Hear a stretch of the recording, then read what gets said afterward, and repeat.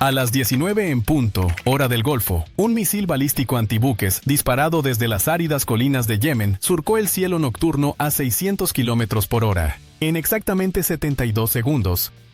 Este proyectil, diseñado para perforar el casco de un buque de guerra, impactaría contra el USS Carney, un destructor de clase Arleigh-Burke anclado en el corazón del Golfo de Adén. Pero lo que los rebeldes hutíes no sabían era que este ataque desencadenaría una de las operaciones navales más audaces y precisas de la última década. Lo que parecía un desafío directo al poder naval estadounidense se convertiría en una lección inolvidable sobre por qué no se juega con fuego en aguas profundas. Cómo llegó ese misil a estar en el aire es una historia de arrogancia, inteligencia impecable y una respuesta militar que cambió el tablero geopolítico en el Mar Rojo. 30 horas antes, en la sala de mando del USS Carney, los oficiales revisaban los informes de inteligencia con una tensión que se podía cortar con un cuchillo. El Carney, un destructor de 66 metros de eslora, está equipado con el sistema Aegis, un radar tan avanzado que puede rastrear una pelota de golf a 200 kilómetros de distancia. Su armamento incluye 96 celdas de lanzamiento vertical capaces de disparar misiles SM-6, Tomahawks y torpedos antisubmarinos. Este buque, con un valor de $2.000 millones, no es solo un barco, es una fortaleza flotante diseñada para dominar los mares. A las 13 en punto, hora del Golfo, los sensores del Carney detectaron actividad inusual en la costa yemení controlada por los hutíes. Los informes de inteligencia, recopilados por drones, MQ-9 Reaper, satélites espía y escuchas electrónicas, indicaban que los rebeldes estaban preparando un ataque sorpresa con misiles balísticos antibuques de fabricación iraní, específicamente los Fateh 110, capaces de alcanzar objetivos a 700 kilómetros con una precisión mortal. Los hutíes, respaldados por Teherán, habían estado hostigando el tráfico marítimo en el Golfo de Adén durante meses, pero atacar un buque de guerra estadounidense era una escalada sin precedentes, un acto de desafío que cruzaba todas las líneas rojas. Un par de horas después, a las 15:15, el capitán del Carney, un veterano con 23 años en la Armada, reunió a su equipo en el Centro de Información de Combate. La sala, iluminada por pantallas tácticas que mostraban mapas en tiempo real, zumbaba con la actividad de los operadores de radar, los oficiales de artillería y los especialistas en guerra electrónica. La inteligencia confirmaba que los hutíes habían desplegado 6 lanzadores móviles en las colinas cerca de Al-Hudaida, cada uno cargado con misiles Fateh 110. Estos lanzadores, camuflados entre el terreno rocoso, eran difíciles de detectar, pero los drones Reaper, volando a 15.000 pies, habían captado imágenes térmicas que delataban su posición. Además, los informes indicaban la presencia de un centro de mando móvil, probablemente un camión modificado, que coordinaba las operaciones hutíes y un depósito de combustible oculto en una ladera. El Carney no estaba solo en esta misión. En el Golfo, a 100 millas náuticas, navegaba el USS Dwight D. Eisenhower, un portaaviones de clase Nimitz que transportaba 80 aeronaves, incluidas escuadrillas de FA-18 Super Hornets, F-35 Lightning II, E-2 Hawkeyes y EA-18G Growlers. El Eisenhower era el eje de una fuerza de tarea que incluía otros 3 destructores, el USS Gravely, el USS Mason y el USS Laboon, cada uno armado con un arsenal capaz de devastar cualquier objetivo en tierra o mar. La estrategia era clara: neutralizar la amenaza antes de que los misiles hutíes pudieran siquiera despegar, pero hacerlo requería una coordinación impecable entre aire, mar, espacio y ciberespacio.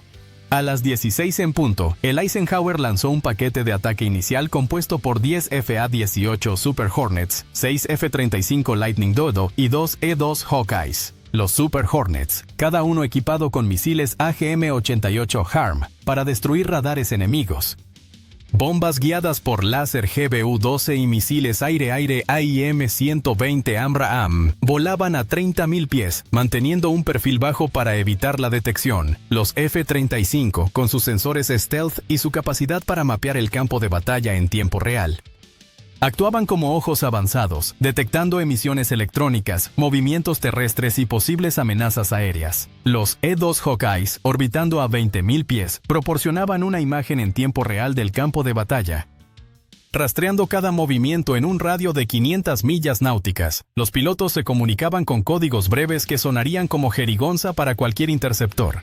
Tigre 1. limpio, sin factores, dijo el líder de la escuadrilla, indicando que el cielo estaba despejado de amenazas. Los hutíes, confiados en su terreno montañoso y su tecnología iraní, no tenían idea de que estaban siendo observados por un enjambre de sensores invisibles en el cielo, respaldados por satélites que captaban cada detalle desde 500 kilómetros de altura. 25 minutos después, a las 16:25, los F-35 detectaron emisiones de radar provenientes de 3 sitios hutíes cerca de Al-Judaida. Los radares enemigos, probablemente modelos 3D iraníes, intentaban rastrear el tráfico marítimo en el Golfo, buscando al Qarni. Pero encender esos radares fue como encender un faro en la oscuridad. Los FA-18 lanzaron 8 misiles HARM, que aceleraron a Mach 2,5, siguiendo las emisiones de radar como sabuesos. En menos de un minuto, los misiles impactaron, convirtiendo los radares hutíes en chatarra ardiente. Los operadores rebeldes, sorprendidos por la rapidez del ataque, apagaron sus sistemas restantes, pero el daño ya estaba hecho. Los Super Hornets, ahora en modo de ataque, soltaron 10 bombas GBU-12 sobre 4 de los 6 lanzadores móviles, identificados por sus firmas infrarrojas. Las explosiones iluminaron la noche, enviando columnas de humo al cielo y destruyendo los lanzadores en una lluvia de fuego y escombros. Pero los otros 2, ocultos en cuevas reforzadas, seguían intactos, y el centro de mando móvil y el depósito de combustible permanecían operativos, moviéndose entre posiciones predefinidas para evitar la detección. Los hutíes, aunque golpeados, aún tenían cartas que jugar. A las 17 en punto, el USS Qarni recibió una actualización de inteligencia. Los 2 lanzadores restantes, el centro de mando móvil y el depósito de combustible estaban siendo reubicados para evitar más ataques aéreos. Los rebeldes, conscientes de que su ventana de oportunidad se cerraba, estaban desesperados por lanzar un ataque que pusiera a la Armada estadounidense en jaque. En la sala de mando, el capitán dio la orden de activar el sistema Aegis en modo de vigilancia total. Los operadores, con los ojos fijos en las pantallas, rastreaban cada movimiento en un radio de 300 millas. El radar SPI-U-1D del Qarni, capaz de seguir 100 objetivos simultáneamente, estaba en alerta máxima. Mientras tanto, el Eisenhower preparaba una segunda oleada de ataques. Esta vez, el portaaviones lanzó 12 FA-18 Super Hornets, acompañados por 3 EA-18G Growlers y 3 F-35 para proporcionar apoyo adicional. Los Growlers, equipados con 3 cápsulas ALQ-99, comenzaron a emitir señales de interferencia que cegaron los sistemas de comunicación hutíes. Las frecuencias de radio que los rebeldes usaban para coordinar sus movimientos se llenaron de estática, dejándolos aislados y desorientados. Incluso las redes celulares locales, que los hutíes usaban como respaldo, comenzaron a fallar, víctimas del jamming de alta potencia. A las 17:30, los Super Hornets y los Growlers llegaron a la costa yemení. Los F-35 que habían permanecido en la zona proporcionaron datos en tiempo real sobre los lanzadores ocultos. Uno de ellos fue localizado en una cueva cerca de Al-Judaida, gracias a los sensores infrarrojos del Growler, que detectaron el calor de los motores del lanzador. 8 bombas GBU-12, guiadas por láser, fueron lanzadas con una precisión milimétrica. Las explosiones resonaron en las colinas, colapsando la entrada de la cueva y enterrando al lanzador bajo toneladas de roca. Pero el sexto lanzador, el centro de mando móvil y el depósito de combustible seguían eludiendo a los atacantes, moviéndose entre posiciones predefinidas en el terreno montañoso. Los hutíes, ahora en modo de supervivencia, estaban decididos a lanzar al menos un misil contra el Qarni, un acto que esperaban les diera una victoria propagandística, aunque fuera a un costo devastador. Un rato después, a las 18:05, los sensores del Qarni detectaron una emisión breve pero clara. El sexto lanzador estaba activando su sistema de guía. Los rebeldes, acorralados pero desafiantes, habían decidido jugárselo todo. A las 18:07, el radar SPI-1D confirmó el lanzamiento de un misil balístico Fateh-110, que ascendía rápidamente, alcanzando una altitud de 15.000 pies antes de iniciar su descenso hacia el Qarni. En el centro de información de combate, la tensión era insoportable. Los operadores calcularon que el misil impactaría en 72 segundos si no era interceptado. El capitán, con una calma que solo los años de experiencia pueden forjar, dio la orden de disparar. A las 18:08, el sistema Aegis lanzó 5 misiles SM-6 desde las celdas verticales del Carney. Estos misiles, con un alcance de 240 kilómetros y una velocidad de Mach 3,5, están diseñados para interceptar amenazas balísticas en su fase terminal. Los SM-6 ascendieron a 40.000 pies, guiados por el radar del Carney y los datos de los E-2 Hawkeyes que seguían al misil enemigo en tiempo real. En el cielo, los misiles estadounidenses maniobraron con una precisión quirúrgica, ajustando su trayectoria para interceptar al Fateh-110 a 15 kilómetros del Carney. A las 18:09, el primer SM-6 impactó al misil Houthi, desintegrándolo en una bola de fuego que iluminó el horizonte. Los otros 4 SM-6, programados como respaldo, no fueron necesarios. La tripulación del Carney estalló en un suspiro colectivo de alivio. Pero la misión no había terminado. El sexto lanzador, el centro de mando móvil y el depósito de combustible seguían en pie, y mientras estuvieran operativos, la amenaza persistía. A las 18:30, el Eisenhower recibió la confirmación de que el misil había sido neutralizado. El capitán del portaaviones ordenó un tercer ataque aéreo, esta vez con un enfoque más agresivo. 15 FA-18 Super Hornets despegaron, acompañados por 4 EA-18G Growlers y 4 F-35 para proporcionar apoyo adicional. Los Growlers intensificaron su guerra electrónica, emitiendo señales de interferencia que no solo cegaron los radares hutíes, sino que también interrumpieron sus comunicaciones celulares, dejando a los rebeldes incomunicados en el terreno. Los F-35, utilizando sus sensores AEE-ASQ-239, rastrearon el movimiento del sexto lanzador, que había sido reubicado a una posición fortificada en una ladera. 10 bombas GBU-16, con ojivas de 500 kilogramos, fueron lanzadas desde los Super Hornets. Las explosiones, sincronizadas para maximizar el daño, destruyeron el lanzador y convirtieron la ladera en un cráter humeante, pero el centro de mando móvil y el depósito de combustible seguían operativos, moviéndose rápidamente para evitar la detección. A las 19 en punto, el USS Gravely, el USS Mason y el USS Laboon se unieron a la operación, lanzando una salva de 18 misiles Tomahawk contra posiciones hutíes secundarias. Estos misiles, con un alcance de 1.500 kilómetros, volaron a baja altitud, siguiendo el terreno para evitar la detección. Cada Tomahawk, equipado con una ojiva de 500 kilogramos, impactó objetivos clave: depósitos de armas, centros de mando secundarios, búnkers de almacenamiento, sitios de entrenamiento y almacenes de combustible. Los ataques, coordinados con una precisión milimétrica, devastaron la infraestructura militar hutí en la región. Los rebeldes, que esperaban humillar a la armada estadounidense, se encontraron con sus capacidades reducidas a escombros en cuestión de minutos. Los Tomahawks, guiados por sistemas GPS y cámaras de correlación de imágenes, lograron una precisión de centímetros, asegurando que cada objetivo fuera eliminado sin dañar áreas civiles cercanas. Un rato después, a las 19:40, los F-35 localizaron el centro de mando móvil, que se desplazaba en un convoy de 4 vehículos blindados hacia el interior. Los Super Hornets, aún en el aire, lanzaron 6 bombas GBU-12 que impactaron el convoy con una precisión devastadora. Las explosiones destruyeron los vehículos y eliminaron el centro de mando, cortando la última línea de coordinación hutí. Pero el depósito de combustible seguía sin ser localizado, oculto en una red de cuevas que los drones y satélites aún no habían identificado con claridad. Los E-2 Hawkeyes intensificaron su vigilancia, mientras los F-35 volaban a baja altitud, utilizando sus sensores infrarrojos para detectar cualquier rastro de calor que delatara la posición del depósito.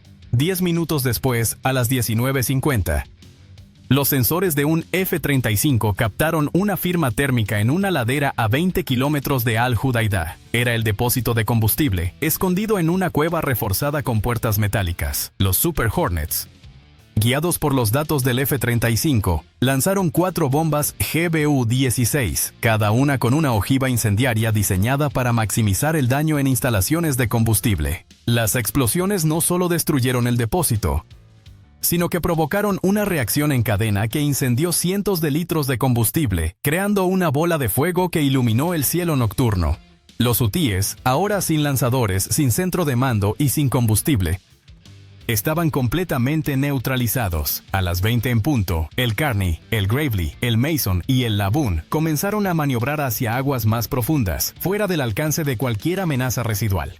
Los FA-18, los F-35 y los Growlers regresaron al Eisenhower, donde los equipos de tierra trabajaban frenéticamente para rearmar y repostar las aeronaves por si era necesario un cuarto ataque. Pero los informes de inteligencia, actualizados por los drones Reaper y los satélites, confirmaban que los UTIES habían sido neutralizados. Los sensores no detectaban más actividad en los sitios de lanzamiento, y las comunicaciones rebeldes estaban en silencio.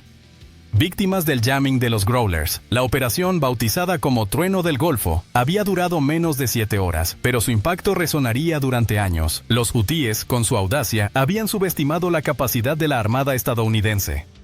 Creyeron que un solo misil podría desafiar a un destructor de clase mundial, pero se enfrentaron a un sistema de defensa tan avanzado que sus posibilidades de éxito eran nulas. El USS Carney, con su radar Aegis y sus misiles SM-6, demostró por qué los Estados Unidos dominan los mares. Los FA-18, los F-35, los Growlers y los Tomahawks convirtieron las colinas de Yemen en un cementerio de ambiciones hutíes.